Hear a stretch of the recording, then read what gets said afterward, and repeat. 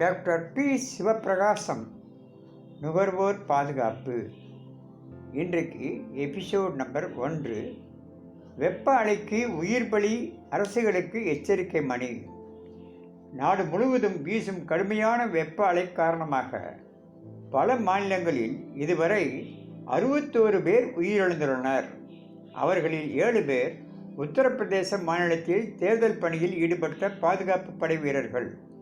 தலைநகர் டில்லியில் இதுவரை இல்லாத வகையில் இந்த ஆண்டு 126 டிகிரி ஃபாரன்ஹீட் அளவுக்கு வெப்பம் பதிவாகியுள்ளது.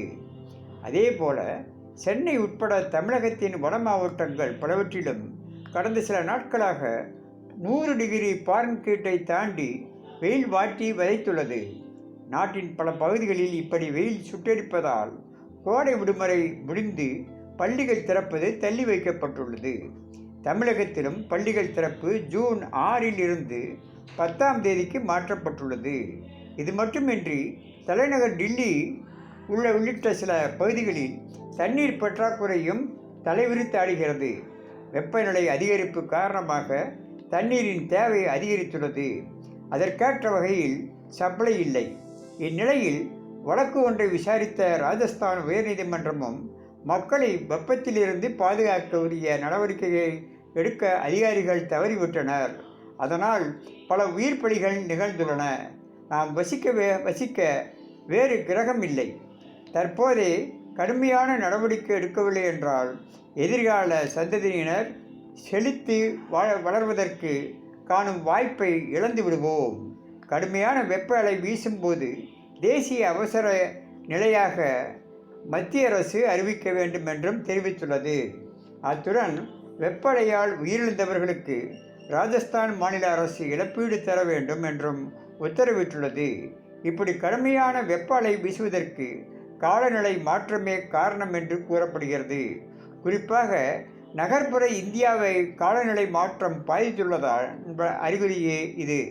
கிராமப்புறங்களை விட நகர்ப்புறங்களில் வசிப்பவர்களே இந்த வெப்ப அலை தாக்கத்தால் கடும் பாதிப்புக்கு ஆளாகின்றனர். கான்கிரீட் கட்டடங்கள் அதிகரிப்பு, பசுமை பகுதிகளில் அளவு குறைந்துள்ளது போன்றவை இவற்றிற்கான காரணிகளாகும்.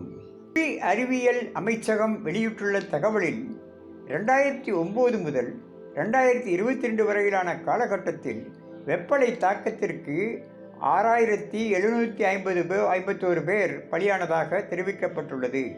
அதே நேரத்தில் இதே காலகட்டத்தில் 11,090 பேர் பலியானதாக தேசிய பேரிடர் மேலாண்மை ஆணையம் கூறியுள்ளது.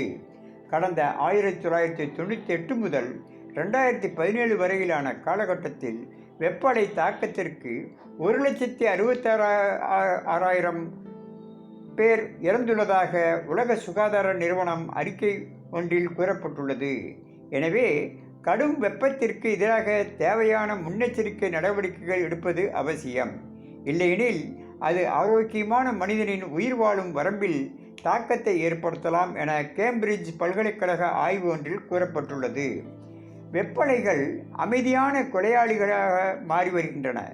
இப்படிப்பட்ட அபாயகரமான வெப்பம் மற்றும் மிகவும் குளிர்ச்சியான சூழ்நிலைகளில் கடினமான வேலைகளில் ஈடுபடும் தொழிலாளர்களை பாதுகாக்க வழிகாட்டுதல்களை மத்திய மாநில அரசுகள் உருவாக்க வேண்டியது அவசியம். தட்பவெப்ப நிலையை தாங்கும் வகையில் போதுமான திட்டமிடல் இல்லாத நகரமயமாக்கம் நகரங்களை அனல் உலைகளாக மாற்றியுள்ளது என்றால் மிகையில்லை.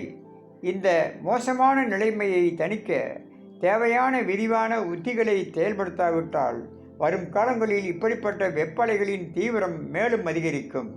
உலக வெப்பமயமாவதில் இருந்து மக்களை பாதுகாக்க வேண்டுமெனில் தொடர்ச்சியாக பல நடவடிக்கைகளை மத்திய மாநில அரசுகள் மேற்கொள்ள வேண்டும். வெப்பலைக்கு நாடு முழுவதும் 61 பேர் பலியாகி இருப்பது அதற்கான ஒரு எச்சரிக்கை மணியாகவே அமைந்துள்ளது. வணக்கம்.